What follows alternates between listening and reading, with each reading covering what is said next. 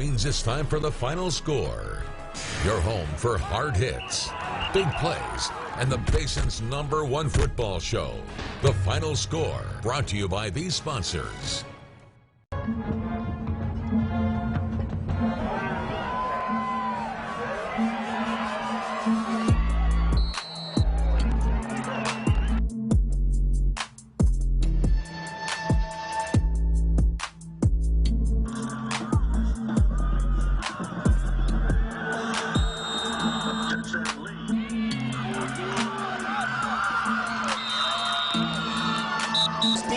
Zone, and it is caught, I believe.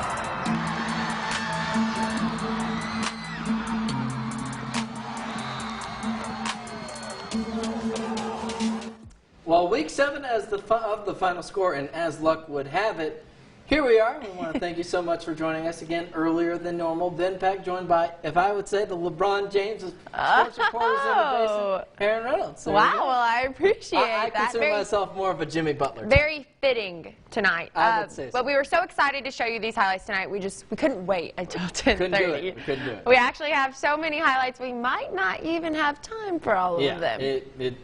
Trust me, this is very true, and we're not going to waste any more time. We got to jump straight out to our game of the week. What happened? Dallas Parish Episcopal, Midland Christian. If you don't know, Dallas Parish Episcopal, the reigning state champs. They knocked out the Midland Christian Mustangs in the playoffs last year. Midland Christian, a chance to make a statement. Here's what head coach Greg McClendon had to say about what it would take. You're going to have to give till it hurts. You're going to have to play so hard that it is going to be painful to play that hard. And it's one thing to go do that, but it's another thing to go do it again. A lot of people are hurt one time. They won't go back and feel that again. So here we go, the first home district game of the season, hosting what is ranked as the top team in TAPS, Preston Stone.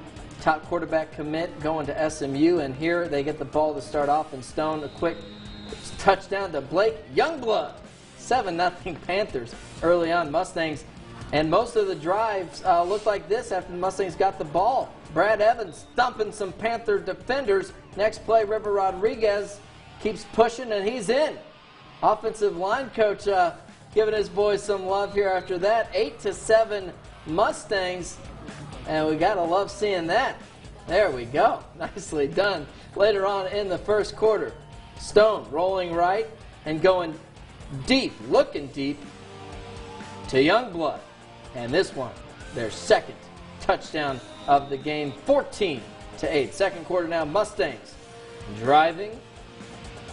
River Rodriguez, he's going to convert on a 4th down to keep the drive alive. A little bit later, the fade to Christopher Brazel, and oh my goodness, comes down with the grab, 15-14 after the missed extra point. Panthers driving. Later, Stone's pass over the middle, tipped and intercepted by Dawson Bullard.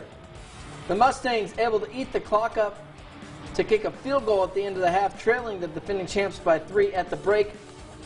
There's the field goal, and now this was it though. 25 yards out, 9 seconds left, final play, Episcopal down by 4. Stone looking to the end zone, and touchdown, busted coverage, and the Mustangs, they fall a heartbreaker, 34-32, but they were right there the whole game. Midland Christian, a valiant effort. We're going to send it out to Jake Eichstead with the coach.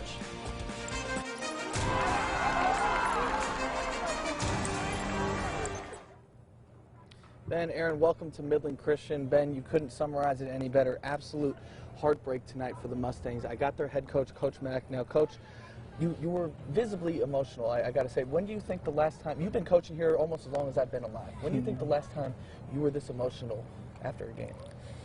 Man, we love these kids, and they gave us everything tonight. So I hurt because they played their guts out and deserved to win, and we came up short. We asked them to give everything that they had tonight, to go all the way down to the toenails. It was going to hurt. It was going to be a painful deal to have to overcome the talent that we faced on the field tonight, and they gave us everything. But the last 9 seconds, they gave me everything they got. I just love them. And build Nothing on it but a little positives. bit more. I'm actually going to read to you what you said. Our audience just heard it. You're going to have to give until it hurts. You're going to have to play so hard. It's going to be painful to play that hard. It's one thing to do that. It's another thing to get up, go do it again. Talk about your guys getting up and going and doing it again. They absolutely did, and you know, we have to play fast, and we have to play hard, and we have to play every down. Where the talent we're going against, they can rest and still get away with it, and these guys have to give it every down, and they're doing that. And you know, there's going to be a lot of wins come after this. We'll finish it. I promise you, these guys will learn and they'll finish it, and they know they can do it. So we're going to build off of it. It's not a moral victory. We lost, but we grew up, and our kids are going to come back fighting harder next week. I promise you that. Talk about some of the X's and O's. You know, we're talking about the resolve you guys have, but you know, it doesn't work without execution. Talk about your guys' game plan and the running game. Well, I've got an outstanding coaching staff, and our offensive line coach, Tyler Fleet, did a great job. His linemen did a great job. Brad Evans ran the heck out of the ball, and you know, and the truth is, you know, our defense gave up a touchdown on the last drive, but our defense did a great job tonight and gave us every opportunity to win this game. So it wasn't a deal that finished on anybody other than it was a team loss. And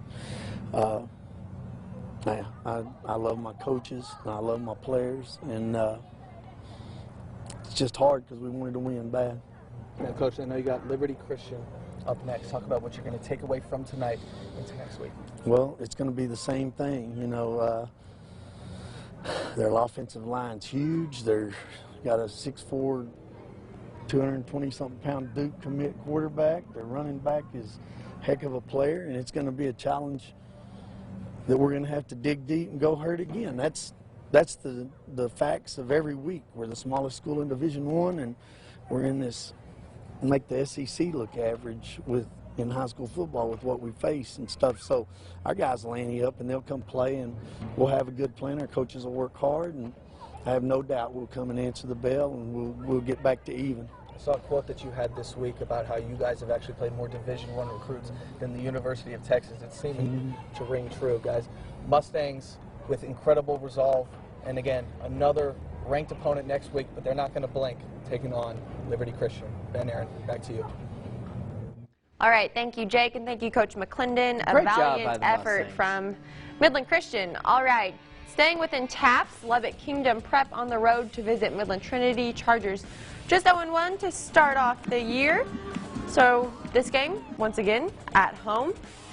Prep quarterback pitches to McKellen Bundy for the touchdown, who 6-0 Warriors. Bundy again with the ball, muscles his way into the end zone, 14-0 now. Trinity with the ball once again. Davis Sabar throws one deep to Monty Campbell, who hangs on to it. 14-6, conversion no good. Now Kingdom with the ball.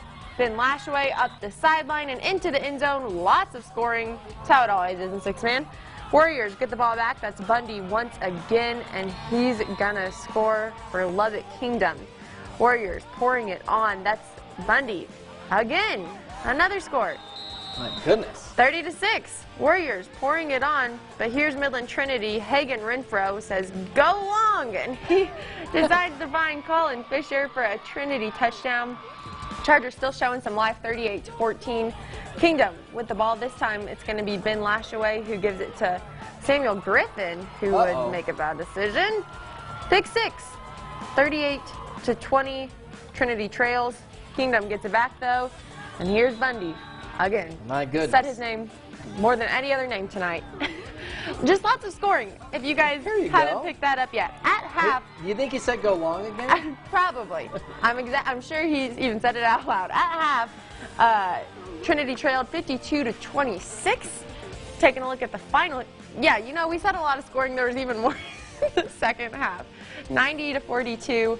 Lovett Kingdom gets a win. Midland Trinity falls to 0-2 to start off the year. Turning now to a much more serious matter involving a former standout performer here in the Basin. Samaje Davis played quarterback for Midland League, graduated in 2017, and then after high school continued his athletic career at Abilene Christian. According to a release from Abilene Christian University, Davis was involved in a car crash late last night just outside of campus. He was then airlifted to a hospital in Fort Worth. Samaje's younger brother, Shamar, is a senior on this year's team for Midland Lee. We're certainly keeping him in our thoughts tonight, him and that entire Davis family. Rebels hosting Belton this evening. Belton 0-2. Midland Lee up to number 18 in the rankings. Now, Shamar actually played in tonight's game, and he sported his brother's old jersey number 9 tonight. Rebels up 3 and looking to add to it this evening. Start here in the second quarter. Mikey Serrano going to hit Michael Valet, who gets it done. There you go. Rebels first touchdown of the game. Then here's none other. Shamar Davis going to run it in for the 2-point conversion. 11-0 Lee at the start of the second. 7 minutes left now. Belton still scoreless. Serrano plays keeper for another Rebel score. And Lee goes for 2 once again, none other than Davis with the 2-point conversion. Such a strong effort from him in this game, especially with what he's going through. Yes. Helps the Rebels go up 19-0 halfway through the second quarter. Midland Lee, low-scoring game, especially for the Rebels, but they end up winning this one 26-7, so they improve to 3-0 on the year. All right, how about Permian? They were up in the Panhandle, taking on Amarillo Tascosa. Tascosa just lost to Midland Lee last week. We'll see how this one went. Permian stuck deep in their own territory. Harper Terry, he's trying to get out of the end zone, run for his life, though. Oh, tries to throw it up, and unfortunately, Darius Sanders, the easiest pick 6 you'll ever see. Tascosa then goes for 2. Major Everhart, and there he goes, gliding in for the 2-point conversion. That makes it 8-0. Tascosa then a long drive in the second quarter. Finished off here, Logan Nance diving for the pylon. That's good for the touchdown. Defense once again shining bright for Tascosa. Harper Terry thrown across his body. Unfortunately, maybe didn't see that defender there, Latravian Brown. He's on his horse, as they say, and he is going to take it all the way back for another touchdown. 21-0 Tascosa. Permian, though, finally able to get something going here. Rodney Hall takes the pitch, goes down the sideline.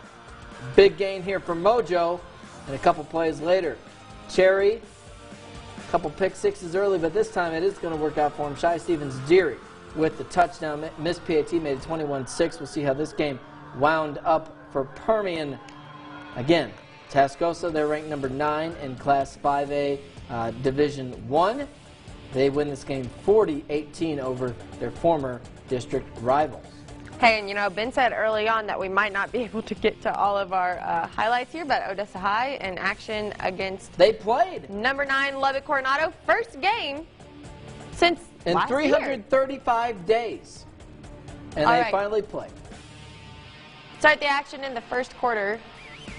Mustangs with the ball here to start things off. Deep in the red zone, Sawyer Robinson drops back, but he decides to just keep it himself. Weaves through some Broncos. 7-0 Coronado. Now in the second quarter, Robertson with a long pass to Trevor Stevens, tackled at the Odessa 10. Shortly after, Coronado looks to capitalize. Robertson with a quick pass to Eli Martinez. That would give Lovett Coronado a 28-0 lead. Then near the half, Robertson again in the air to Martinez. Hit by a few Broncos, but manages to stay on his feet 60 yards later, and it's a touchdown. Mustangs end up shutting out OHS 49-0. So Odessa High's first game of the season, remember? This game was played last night, but 0-1. Yeah. Start off the year. Rare you see, I would think, a collision between a Bronco and a Mustang, and the Mustang comes out on top. That is, if we're talking cars here. Okay, Lubbock, Monterey, another Lubbock Midland, or Basin matchup, I should say, taking on Midland High. This is a Thursday night matchup. And the Plainsmen, they were all over the Bulldogs early on as Bulldogs were going for their first win of the season. Already 7-0, 6 minutes to go in this first quarter. Trenton White slicing his way through the defense makes it 14-0 Monterey. Same score later on in the first quarter. This is actually a 4th and short. Kyshawn Harris is going to, he did the quarterback keeper, just trying to pick up the first down error, but he's actually going to get the touchdown. So Monterey, they score the first 42 points of this game, but second quarter, here we go. Bulldogs starting to find a spark offensively. Daniel Garcia bouncing to the outside, reversing field, and Tecumseh Williams able to cap off this drive with a touchdown. Monahans. Monterey, we'll get to them a little bit later. Monterey able to win this game handily, 56-20. 28. Again, a Thursday night matchup. Hey, you know, Coach Anaskavich did say, though, that he wanted to see his team play a little bit better in the second half. Scored in the second half for the first time this season. There you go. All right, over in Andrews. Andrews, 5-1, taking on Canyon. Canyon undefeated coming into this matchup, the number 16 in 4A Division I. Let's get right to it. First play from scrimmage, Jay DeFore looking deep, and Joe Shaw going to haul this one in. That would set up a field goal for the Eagles. But this first quarter, it was kind of low scoring. Andrews' offense trying to find a spark after a couple punts. And here's one. E.J. Lopez over the middle to A.J. Britton. Mustangs, though, would miss their field goal attempt, so it's still 3-0. Later in the first quarter, we're finally going to get our first touchdown between these two explosive offenses. This is about 2 minutes left in the first quarter. Jack McKay able to haul that in. The defender slips, so he strides in for the touchdown. Then Canyon going to go for 2. DeFore and McKay convert on that play as well, make it 11-0. Andrews did have the lead in the second half of this game, but we'll see how this turned out. After they led 14-11 in the third quarter at one point, the Mustangs, but the Eagles, they're good. They're number 6 for a reason. They win this one 45-14. Right, staying in 4A, Greenwood and Sweetwater both starting off district play with a win. Rangers at 3-2. The other Mustang Bowl. 4-1. All right, we're going to enter the action here in the first quarter. Greenwood trying to throw the ball, but Sweetwater's Armando Torres comes down with the pick. Sweetwater ball on the ensuing drive. Leo Holsey looking to go deep, and he hits Eric Martinez. Big play and a first down for the Mustangs. He's still going. Making some moves there. Later on, Sweetwater looking to capitalize at the 1-yard line. Holsey tries to score, but he fumbles it. Troy Cross, one of the brotherly duo that we often hear about, recovers the ball. Rangers at the 1-yard line. Next play, Greenwood with the run option. Pitch gets away, and Sweetwater recovers it. So lots of turnovers here to start off this matchup. PAT was no good, 6-0 Mustangs. Greenwood answers, pitch the ball to Trey Cross, and he does the rest. Nice run and the touchdown. Rangers take a 7-6 lead. I know this game was close. So a close one. And look, Ben, this one went into overtime. Sweetwater ended up getting the win 36-30. So Mustangs improved to 2-0 in district play. Greenwood falls to 1-1. We've got to give a shout out as well. Trey Cross last week setting the school record with 366 rushing yards. So another good game for him. But man, Rangers come up just short. All right, how about Monahans? This is their district opener taking on Snyder at home. They're 2-4 in the regular season, as you see. Over to Estes Memorial Stadium. Here come the Lobos. Tigers with the ball early on, and we'll see how this one went. Quarterback Hunter Stewart to Jorge Martinez, but fumble! Lands on it, though. Lobos going to take over on downs, however, and then Chino Navarrete dropping back, passing to Jamarcus Pickens, and my goodness. And I've seen Jamarcus Pickens play a little bit when he's got green grass in front of him. Good luck. 7-0 Lobos in front. Tigers trying to respond a little bit later on, but Hunter Stewart dropping back to pass this one. Intercepted by Jasper McCracken. And the Lobos take advantage soon after. I'm trying there. No. Navarrete runs this one into the end zone, and the Lobos go up 14-0 by the end of the first quarter. Let's go. Lobos, 47 win over Snyder, and they pick up, more importantly, they improved to 1-0 in district play. And Seminole with on the road playing a tough Lubbock Estacado team. Indians really turning things around late in this season, 42-28 final for the Indians. Yeah, so this is their first district game. They start off 1-0. They're now 3-4 in district. All right, Brownfield and Kermit, both teams looking for their first win, and first win in district as well. Both teams 0-1 coming in, but Brownfield, another close game, 13-12. They edge out the Cubs, edge out the Yellow Jackets. And then Lamesa also getting in some district action against Shallowwater. Golden Tours fall on the road 52-8. All right, how about the Compass Academy Compass Academy Cougars taking on the Crane Golden Cranes, and I think that might be the most lopsided 11-man score I've seen here in the bases in my time. 91-0 Golden Cranes cruising in this one. Phew. Alpine Alpine also on the road visiting Perryton this evening. The Fighting Bucks, though, fall to Perryton 14-0, their first district matchup of the year. This was a late add to the schedule as well, so on short notice. All right, how about Coahoma and Idlo? This game looks like it's in the fourth quarter. Both teams undefeated coming into it. First district game. Idlo is ranked number 9 in 3A Division II, and they lead at last check 54-22 in the fourth quarter. Reagan County also getting in on some district action, and we will keep you all posted on that score, facing Abernathy. Yes. All right, Lovett, Roosevelt, the Eagles taking on Stanton Buffaloes, 28-18. The Eagles come out on top. This was the district opener for both teams. Roosevelt staying undefeated. And then Colorado City on the road visiting Fort Sand, first district matchup of the year. Buffs start off 1-0, 43-6. All right, and now, so far we've been able to show you some of the sights from this Friday night. We're going to handle the sounds portion as well. As we mentioned earlier, it is homecoming week for Midland Lee. This morning, tickets on the home side for the Rebels were already sold out. Yes, of course, limited capacity should be said, but those tickets, they're going to be up for grabs this year.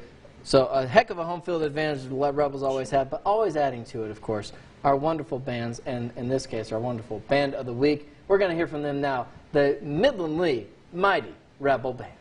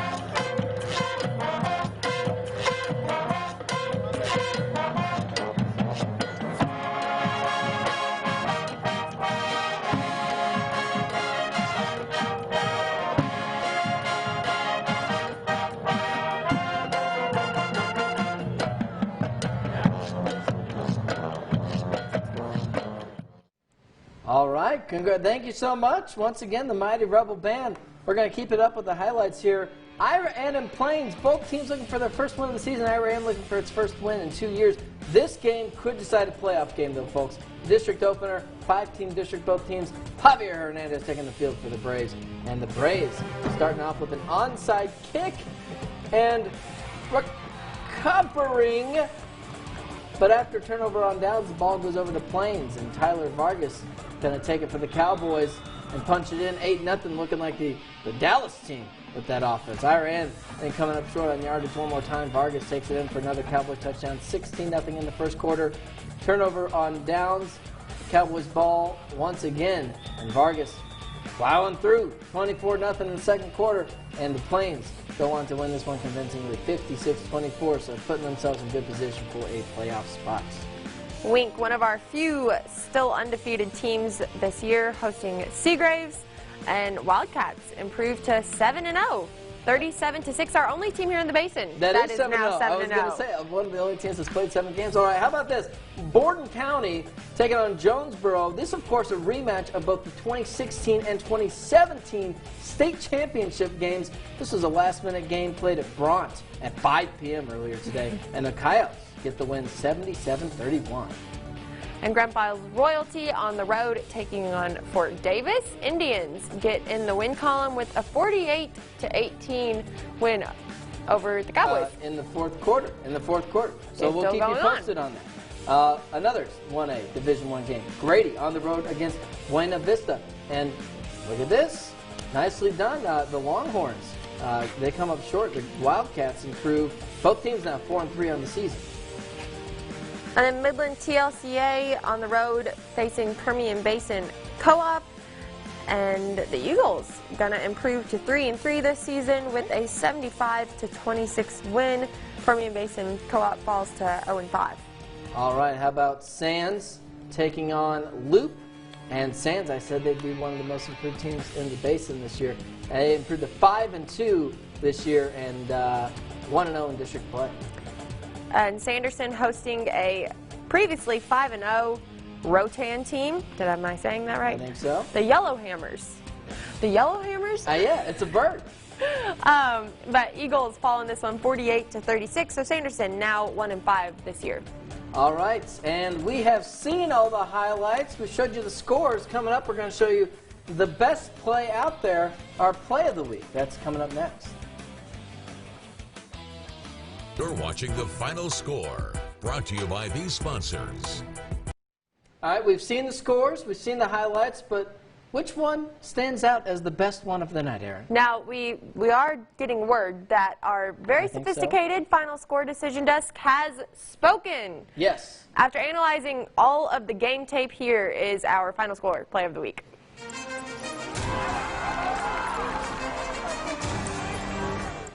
And while this might not be a specific play, we got to give a shout out for Shamar Davis and his mini scores tonight. Lots of 2-point conversions in Lee's win, but just the fact that he is playing through the tragic accident that his brother was involved in, and even sporting his old Midland Lee jersey number. Very inspirational work from Shamar tonight. A lot of not only physical strength, but a lot of mental fortitude from Mr. Shamar Davis. Midland Lee with a big win, and certainly keeping that family in our thoughts. Shamar, Samaje, and the rest of the Davis family. Yep. So Week 7 is in the books, and just 1 month until we're going to start seeing some playoff football back in the Basin. Aaron, I'll tell you, I cannot believe it. I was literally just thinking, retweet it. A lot of unbelievable aspects to the season.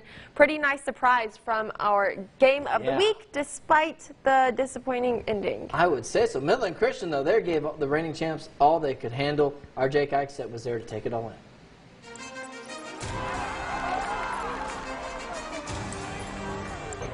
Ben, Aaron, welcome to Gordon Autry tonight.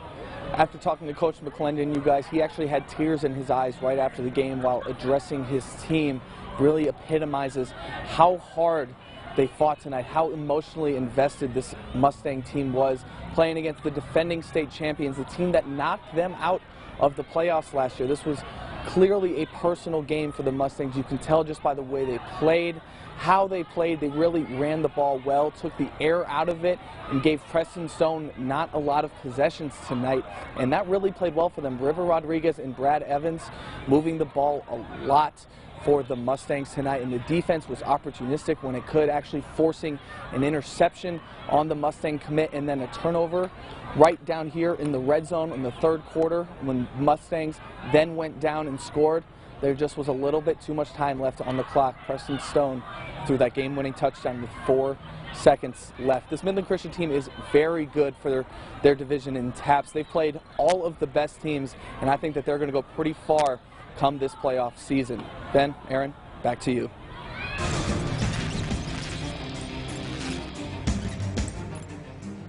All right, thank you so much, Jake. Aaron, I think that's our game. Certainly stood out to a lot of people. But aside from our game of the week, what was on your mind? Yeah, lots to talk about. But Seminole getting their first district win this evening, and after their rough start, they've won their last 3 games now. So Seminole kind of turning things out, maybe coming out of that slump.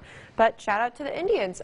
Ben, any games that seemed crazy to you? I'm going to go on a similar path there. District opener for the Monahans Lobos, and another team that's been, they won 2 games before they suffered their 4th defeat last week. So they had a little mini 2-game win streak going, but after 1 setback, they're right back on track. And 47 win over Snyder to start off district play. Really, you got to be happy to see what the Lobos did tonight. Also, quick shout out, Borden County. That game last minute against a team you played a state championship for 2 years, and they get the nice win there. So that's going to do it for this week of the Final Score. If you missed us earlier in the show, if you missed the entire thing, remember, check yourbasin.com. Stay here later on this evening. We'll post the entire show as we are able to. For Aaron Reynolds, I'm Ben Peck, and we will see you at our normal time next week, 10:30, next Friday night.